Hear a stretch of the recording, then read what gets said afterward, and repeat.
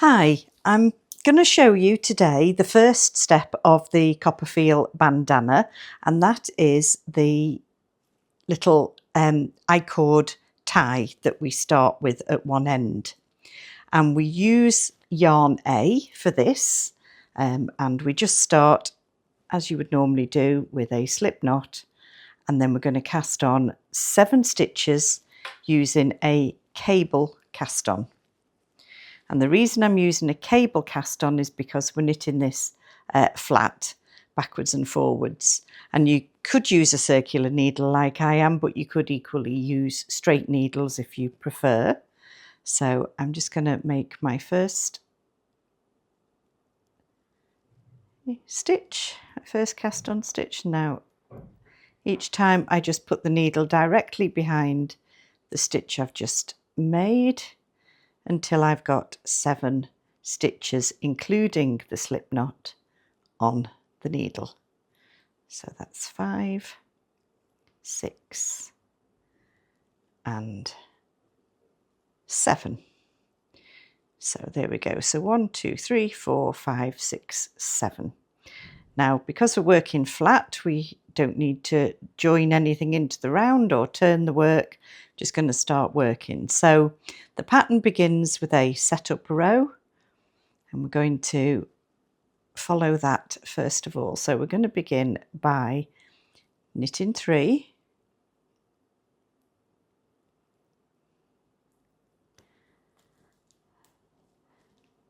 purling the center stitch, and then knitting to the end of the row. And that's just our setup row getting us ready to go. And now we're going to start on the wrong side and getting our I-cord in place. So I'm going to turn the work round and get my needle. And what we're going to do to make the I-cord on one side of the bandana is to slip the first 3 stitches purlwise with the yarn just left hanging in the front of the work, and then we get our tail. Make sure we don't use the end there, and then we pull it across and we purl. Oops, dear me. There we go. Then we purl the next 4 stitches. So 1, 2, 3, and 4. And so we have only worked 4 of the 7 stitches on that needle. And then we turn the work again, and now we're going to set up our I-cord on the other side of the bandana. And again, we're going to slip our first 3 stitches, this time keeping the yarn at the back. And then we're going to bring the yarn to the front without working those 3 stitches. And then we're going to purl the stitch in the middle. And then we're going to knit the last 3 stitches. Okay, it's always a bit fiddly when you first start, but basically at the beginning of every row, you're going to slip the first 3 stitches.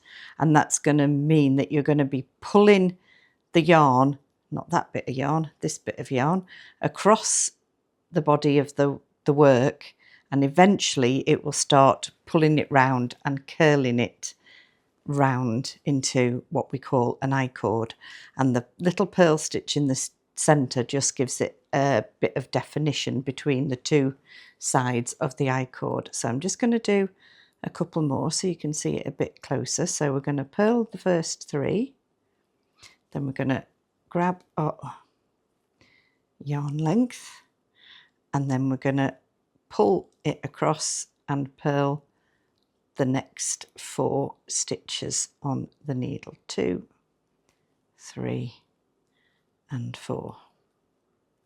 And then we're going to turn again, and now we're going to slip the first 3 stitches again. So 1, 2, 3.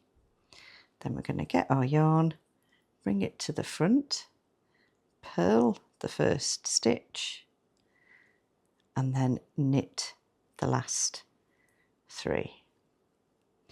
And they are our 2 rows. And that is all we are going to do again and again until we have got the necessary length to our tie.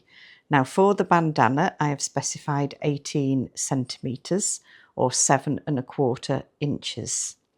Now there is enough yarn in the kit to actually make this tie a little bit longer if you would like to, but I wouldn't go too much longer, maybe up to about 20 centimetres. And you can possibly see here how you're beginning to see the I-cord pulling round. So again, it's always, let's just bring this to the front actually.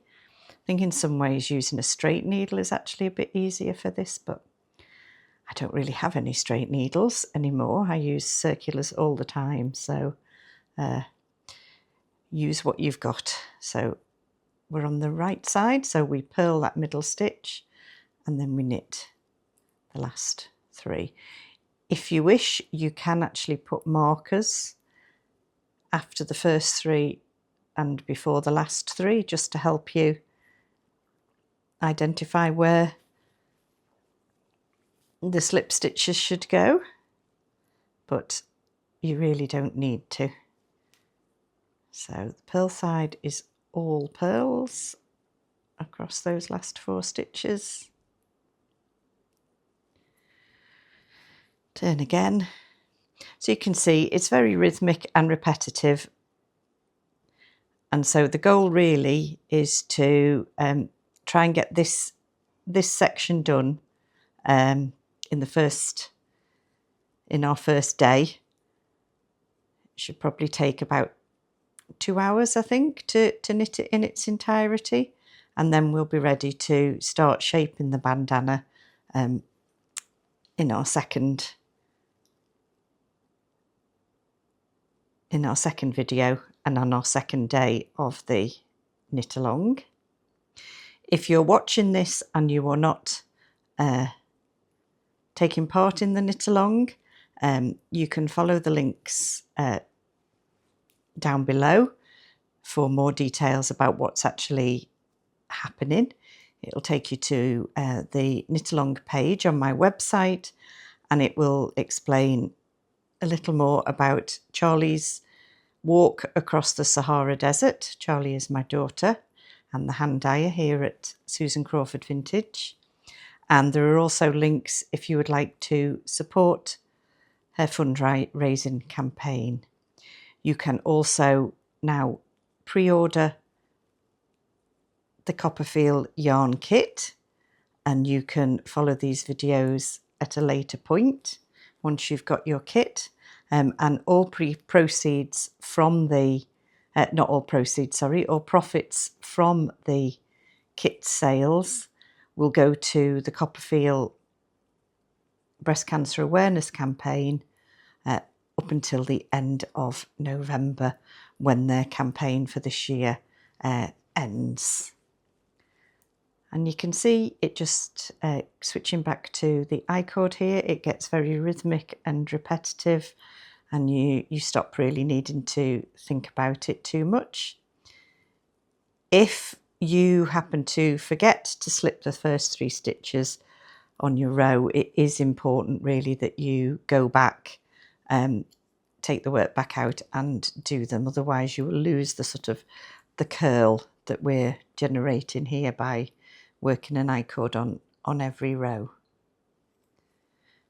And I say what's quite nice about this is it feeds directly into the main bandana, and these 2 sections of I-cord then carry on to form the edging of the bandana itself.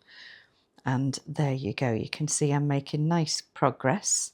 I've done a good couple of centimetres already in just the few minutes that we've been talking, and I'll keep going now until it is long enough, and then I will see you tomorrow with the next step of the knit along and of the bandana, which is beginning to create the bandana shape. So cheerio for now.